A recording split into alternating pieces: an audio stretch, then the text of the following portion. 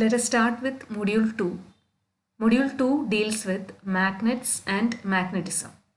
So first of all, let us see what are magnets and what is meant by magnetism. A magnet can be any body which possesses the ability to attract pieces of iron. So any material which is capable of attracting iron pieces can be called as a magnet.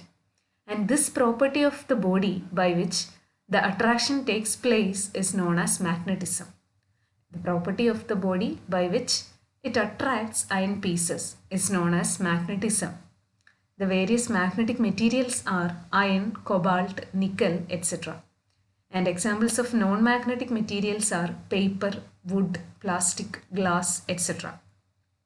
Now let us move on to the classification of magnets. Magnets can be broadly classified into two types. They are permanent magnets and electromagnets. So first category is the permanent magnets. So as the name indicates, they are permanently magnets. They retains their magnetism even after the magnetic field used to magnetize them has been removed. Suppose they are converted to magnets by some external means, and the permanent magnets will remain as magnets even if that external field is removed. So they will always be having the magnetic property. They will always be magnets. So permanent magnets can again be classified into two types. They are natural magnets and artificial magnets. The natural magnets, as the name indicates, they will be naturally magnetic. We don't have to provide an external field to magnetize them. They will be inherently magnets. The natural magnets are inherently magnets. But they are comparatively weak. The natural magnets are comparatively weak and they will be having irregular size and shape. So they are not employed to serve useful purposes. So due to their weak magnetic property, they are not used for useful purposes. An example of natural magnet is lodestone. It is also known as magnetite.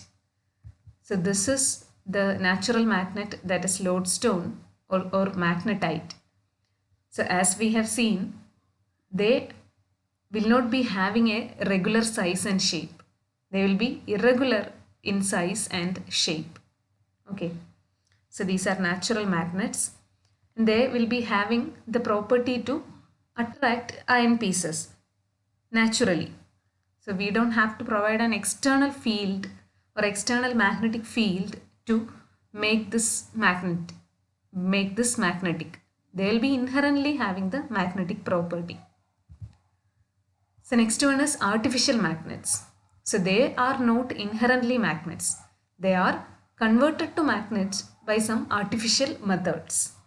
So artificial magnets are not inherently magnets. They can be transformed into permanent magnets by some methods. So it will be converted to magnets by some processings done by human beings.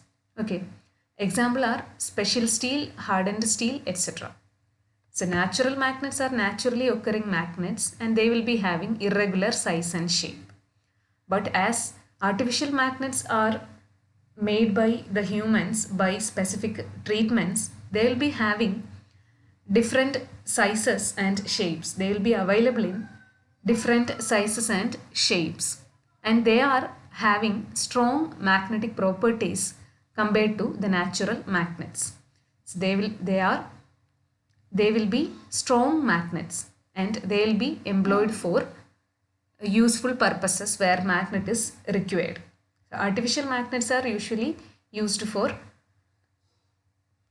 various purposes requiring magnets as they are strong magnets.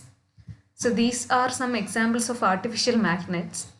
So this is a U-shaped or horseshoe shaped magnet, and these two are bar magnets.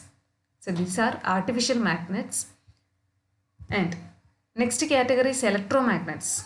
So magnets are classified into permanent magnets and electromagnets. So electromagnets.